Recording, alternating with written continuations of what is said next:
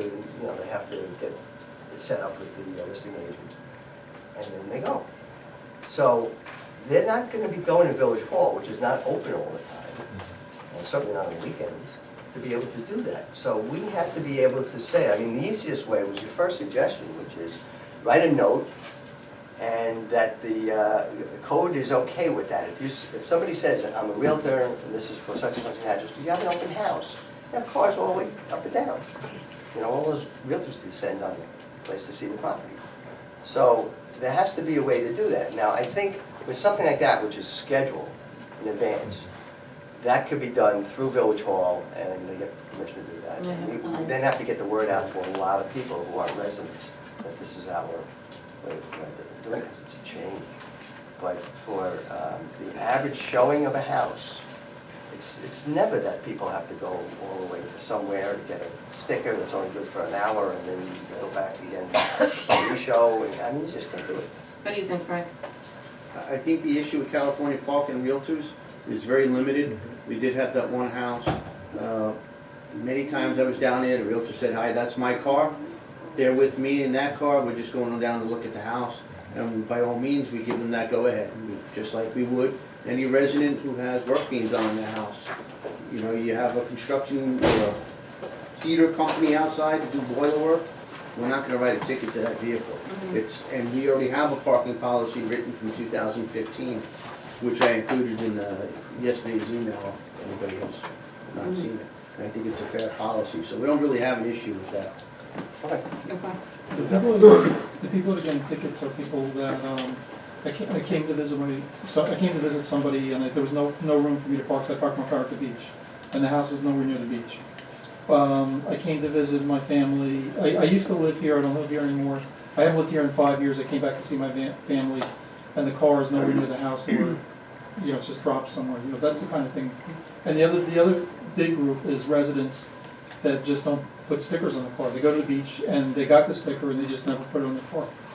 That's 1/3 of the tickets, probably.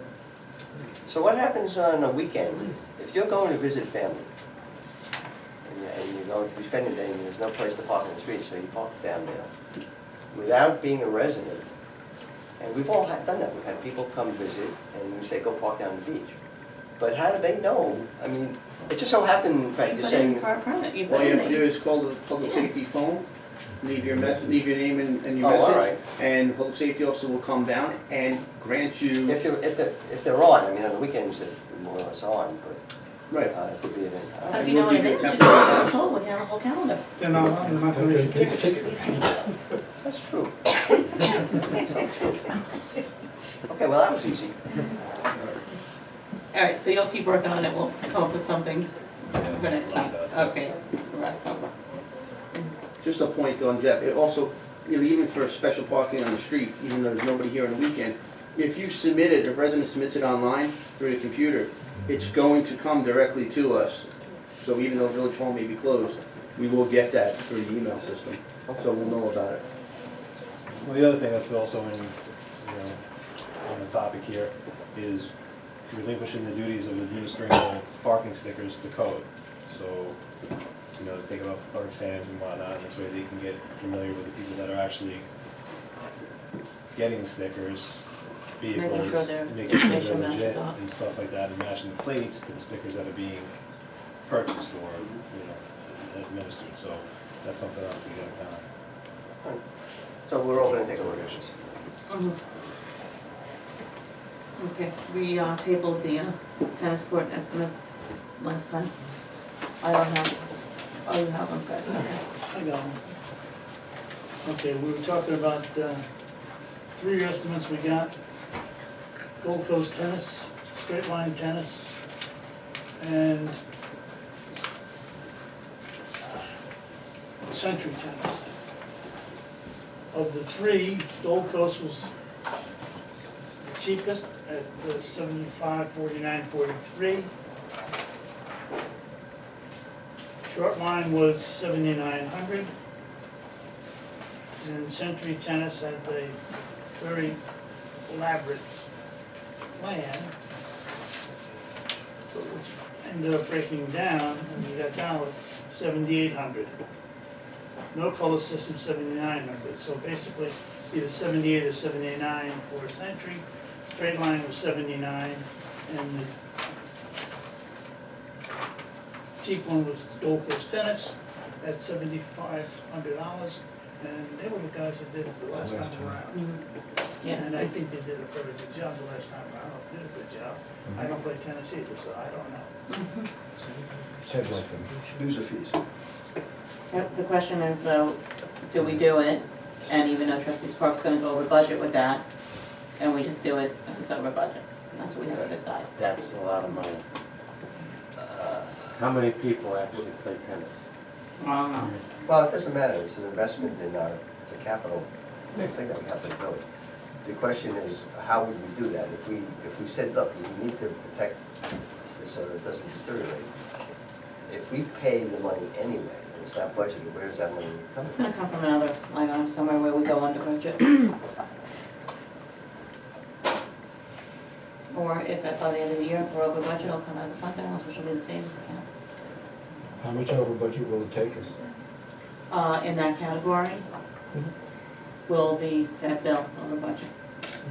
Suppose we just held off until the spring. Would that represent I mean, would we really be having serious deterioration by then? Or can we do that and then we'll see what, as we get past the season, what we haven't spent money on? I think that we should wait till the spring, because first of all, well, next year, they're not gonna have a big budget. Because we moved everything from all the other parks to do this park.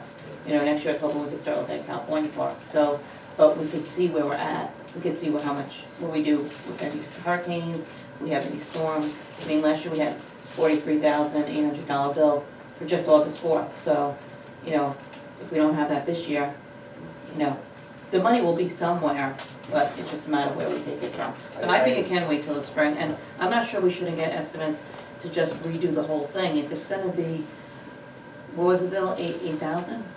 6,000? 75. If it's gonna be 10,000 to resurface a whole tennis court, it might make more sense to just redo the whole tennis court. So maybe we should have Ted go back and get estimates from all three companies again, but to just redo the whole thing. Well, this is the cheapest that it would be, Mhm. going from here on up, depending. Right. I think probably at this stage of the game, what we should do is just say, let's table this thing. If we feel that we don't, it's not a big risk if we just put it off until the spring and see where we are with it. And then we can start to do all these things. But I think, this is an active issue right now, but maybe we can just say it's not active. Can we impose a user fee on that? No, we're not gonna do that. Ted, just for information, I spoke to Ted, and he was concerned, and I know nothing about tennis courts, but he was concerned that if it went through the winter, water would seep in and it would create further damage, and he doesn't know where, how expensive it would be with the damage. Well, that's why. Maybe we should ask Ted to come to the next meeting and get the price on it, To do the whole thing. to do the whole thing, and then give us. Then it won't matter. If- Well, then it won't matter, yes. Right. If But we we have decide to to go find that out route. how much it is, right. Mhm. But if Okay. he can give us a report on it, then he can tell us what, damage we might be expecting. You know what I mean? Yeah, I mean, I'm personally uncomfortable with saying, well, we don't know where it'll come from, and if we have to, we'll go into our reserve for the tennis court. Well, what's the difference between a tennis court and a dock? I mean, they both increase the value of properties. Yeah, but what I'm But saying is. not that- everybody wants to use it. I hear what you're saying. I'm Okay. just saying that if we're going to say that we'll probably wind up doing it this spring, because we'll see where the money is, and we can then say, here's where it's coming from, we can do it. That on the chance that it's gonna deteriorate so much further because of winter conditions, I couldn't tell you. none of us can see into the future, but I just think that we should just put it off and say, well, it's a gamble, we're gonna fix it, so in the springtime, if it's a little worse, this guy's coming in. Could I have Ted call you? Maybe he can discuss it with you? Sure. Okay. You're thinking that we should. I don't know. He said, and I want them to move ahead fast on this because if winter's over, there'll be further damage. And then the expense will probably be more. How much? I don't know. All right, I sure. don't know. But if he's gonna talk to me, he should just come in here and talk to all of us. Yeah, Oh, okay. when you have them come to the October meeting or send us an email, we could all, Yeah. right now, fine. Okay, Harry, you looked at Walnut Mill Road, are we adding them onto the list for? I think we definitely need to sit down and, do both of those. So add them onto the full metal And- list, Okay. yes? Yes, and do we want to sit down there and do any kind of repair on Washington Street? Even just fill that little, Well, we were trying to put together the list that we did for the fall, repairs, Yeah, right? So, well, do we want to sit down there and, you know, have them put some blacktop on that? A little bit of a trench? no. I went and looked at it today, no. It's, you know, It's It sounded It's last not- week, it's- it sounded last week like baby strollers and mothers were being swallowed up by the road, but that's not clearly. Yeah, I think it was overstated, but I Okay. will say this, that was done just by the rush of water. And it is a trench that does now hold a greater rush of water. I thought it was gonna be And the my same. thinking is on this is that, yes, it's not that bad right now, it probably would be a big deal to patch it up.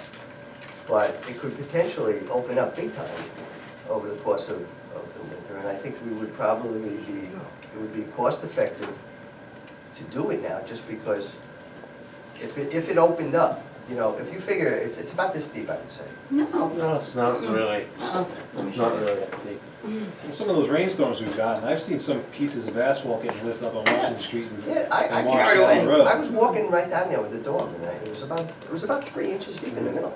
It's kind of V, it's like, I can't, it's V-shaped. I think we need to do something So, there. yeah, but what I'm saying is that at the bottom of that trough, there couldn't be much there between that and It was like this much of a lip, it goes from here to here. down here. That's probably a good Is 2.5 that something inches. David could cold patch? Cold This up patch here is- is nothing, but it is, it's gonna Cold be patch holding isn't water. gonna sit down You and know, do anything. It's yes, just- we could get it's away with coming it. It's out. kind of like what we're Well, talking we- about with the tennis court, But but I we do do, think we that that's do, gonna we cost. do for full years, right? pothole repair, so why As long as not it held add this up. to the list when Yeah, it but that's goes what I'm back? saying. How much more can Actually, it cost us if Wilkins' the guys trench come in the hasn't first been in place? here, it's been, I believe. But is You'd that be picked up? surprised. How many Yeah. years? Yeah. Every time they Let's look, find out what it is. they just I- look at it, it's $250. I don't think it's a big deal, I agree with you right now, it's not a big deal. But The others have I outbid do them, so. think that because it's a trough where the rain is really, it can really rush down there in Washington Street, that we probably need to make sure that it doesn't rip open. I remember that happened down the bottom of Washington Street. It I think if sloughed they just off sat down there and babies. put some, you know, hot tar and, you know, blacktop in there, and then just rolled I'm it. not disagreeing, I'm just saying we should add it to the list. I think we should. That's all right. For Right, Monroe the fall? too? Yeah, Okay, I didn't look at Monroe Road, it's the same situation. yeah, on Monroe and Birchwood, that whole bottom of the street is missing. There's nothing there, there's no blacktop there whatsoever. I mean, it's right down to the ground. Well, that's what I'm afraid is gonna happen here, and there's a reason for that, that has the same rush of water. Yeah. Frank, you're, like in the next few Well, I weeks, would- they'll be well, starting to tomorrow. work on that, right? Okay. All right. Did the policy for community association, people wanting to use money? Yes, I I just got back actually, yesterday. That's I okay. actually You want to table it for had, October? this is not, Do you want to table it for October? Yes. Okay. all right, let me give you something, because I have something here that I was just writing down what I thought would be in there. And so I don't know whether you want to use this or not, this is the way, the handoff was to you. Yes. So I say, Okay. I'm good, but this is what I had, But you still did it. no, I didn't, actually, Oh, okay. that's how I just kind of wrote something, figuring that we can incorporate those points into the.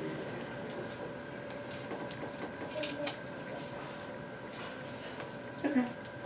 This could be part of it, you can add that in, sure. That's the thing, I mean, if that's the case, so we can, when are we going to pay for a tent? When is this going to actually happen?